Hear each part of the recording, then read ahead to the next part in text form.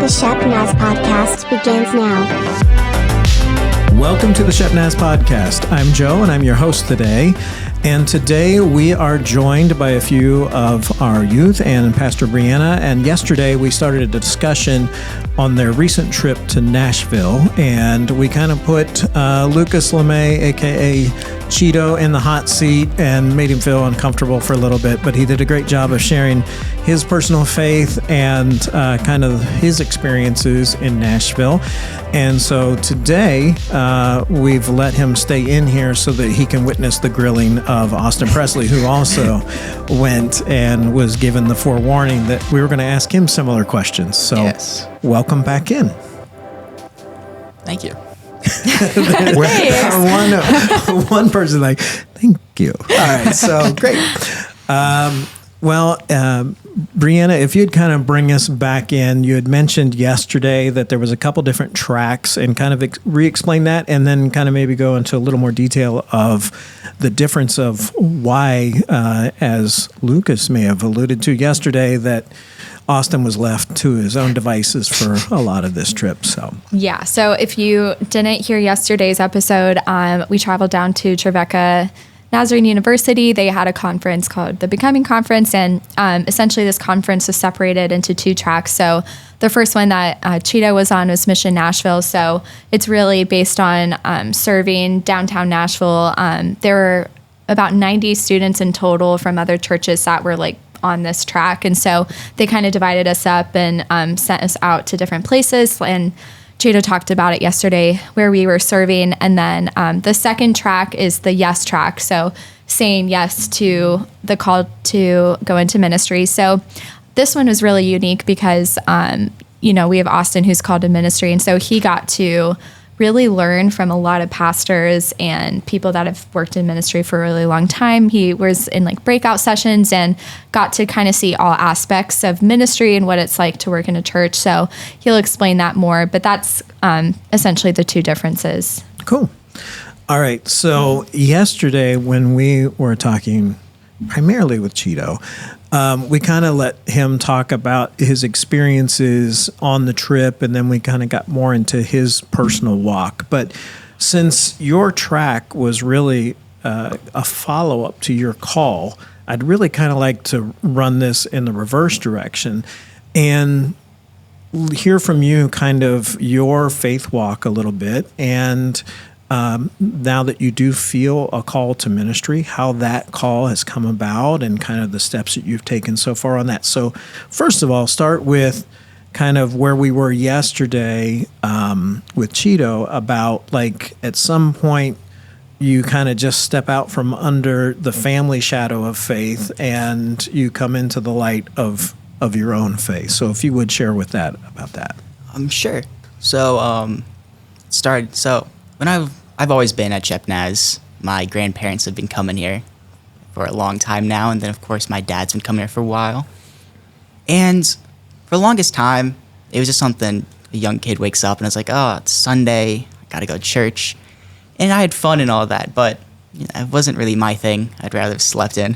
Mm-hmm. But as soon as I was going in the 6th grade, I was leaving elementary school, my mom said, hey, try out middle school youth group. Okay. And if you like it, you can keep going. If you don't, still gonna have you come Sundays, but it's just something to try out. If you like it's still gonna make you come, but if you don't, too bad. Get in the car. So I went, and at the time we had Jason as our youth pastor, and something just clicked. I met these people who were older than me, and I've always connected with an older group of kids, and they kind of just took me in under their wing and showed me what it was like on their walk. Mm-hmm.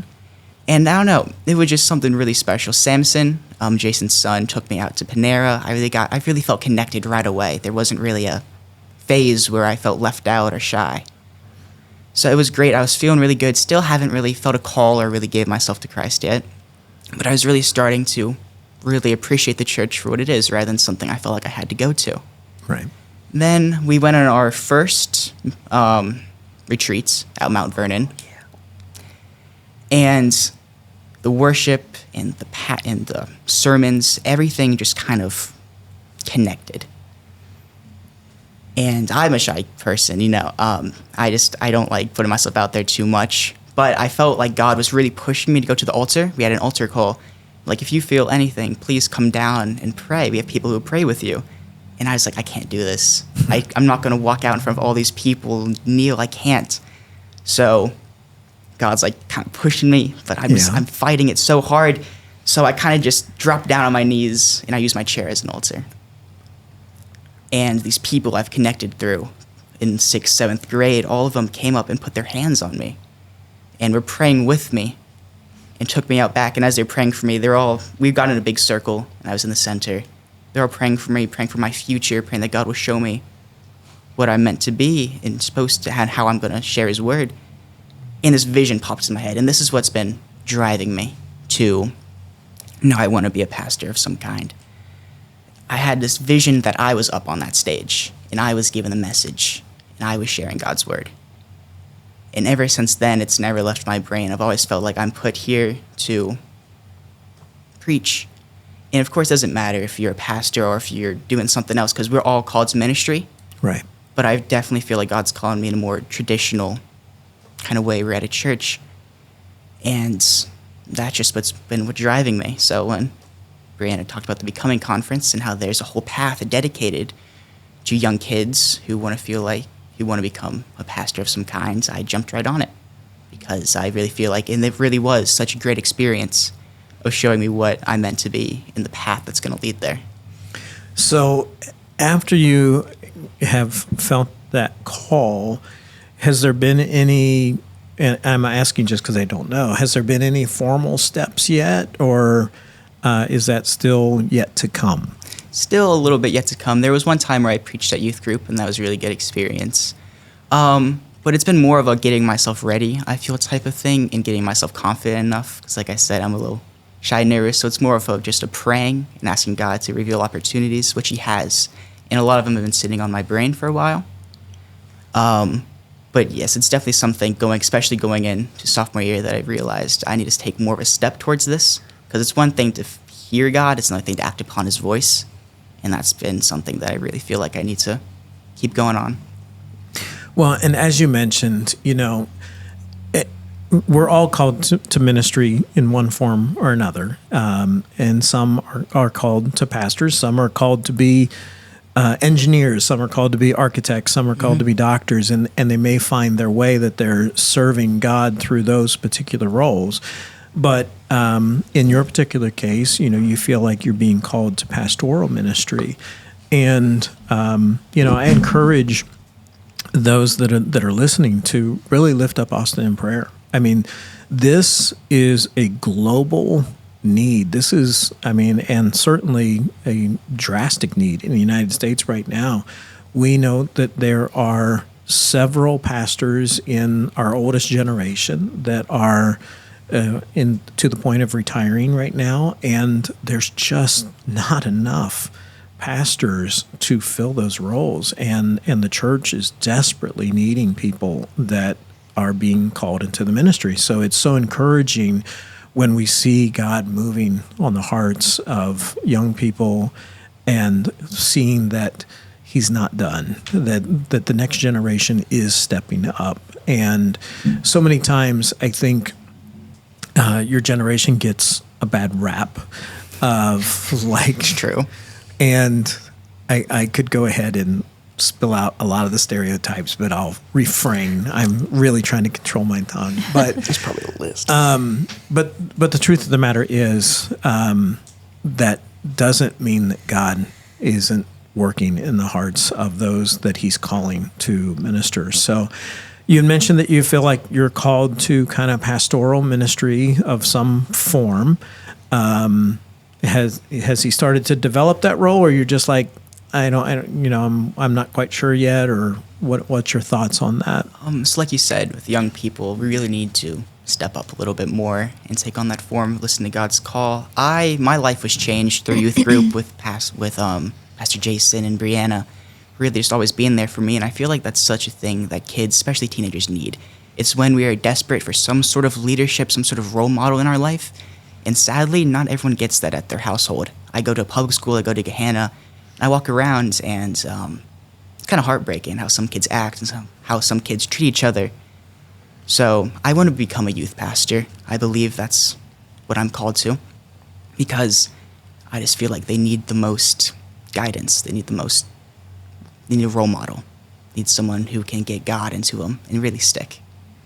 Well, and certainly we'll be supporting you in prayer in that call, because there's, in fact, Pastor Rob recently has been touting a lot of the stats. Like, if we don't get believers when they're young, it becomes increasingly and exponentially harder to get people to come to Christ, because they get set in their ways.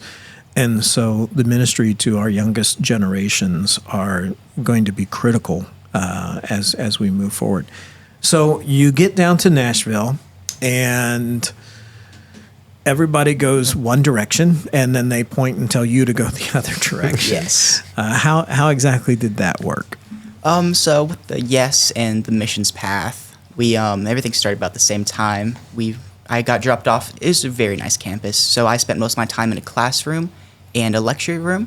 So it was very cold, but So it was nice. let me just paint the scene. You're in a lecture hall, and he's at the zoo. Yes. Hey, you know? Yes. But at least it was probably cool in there, Yeah. and he was very hot and waiting for somebody to bring Yes, him I water. actually Yes. I preferred it. When we had breaks, I still stayed inside. Too hot. But yeah, so I spent most of my time in a classroom. And it was cool. I got to see a little bit more of the campus. Very interesting. But in the classrooms, we had, they were called, what were they? Do you remember what they were called? Projects. They were called like projects or classes or something. And I had 8 total. It was about 2 a day. One day I had like 3. And each time there would be a new message that all kind of ended the same, and a different pastor. And all these pastors came from different states and just different parts. Most of them came from the South. And it was really cool to get here, because some are youth pastors, some are lead pastors, other ones were missionaries. It was really cool because they all got to talk about their roles that they filled, how they got there, what it looks like, they shed light on like their own story. So if you have any similarities, you can talk to them and kind of get, this is what God's calling me to. So that was our main focus. But the main thing they always wanted to get across, every lesson ended like this, is the goal is not to know where the finish is. It doesn't matter. Right. It's how you get to the finish and how you stay on God's path. Like Cheeto talked about yesterday, it's the journey. That's what they always came across on. God's not going to reveal the entire race. He's going to reveal little bits and pieces that you're going to go across. Wonderful. So when you're saying like these little projects, are these the different messages or stories that, or was there things that you had to do also? Kind of a little bit of both. They would come and they would give us a lesson, their sermon, and then we had time as a group. It was split up into groups. There's about 35 of us in each room, about 12 each table. And so about midway through the lesson, we would split off and go into the lecture hall, and we would talk about what we learned. Sometimes there was some guiding stuff that we would do.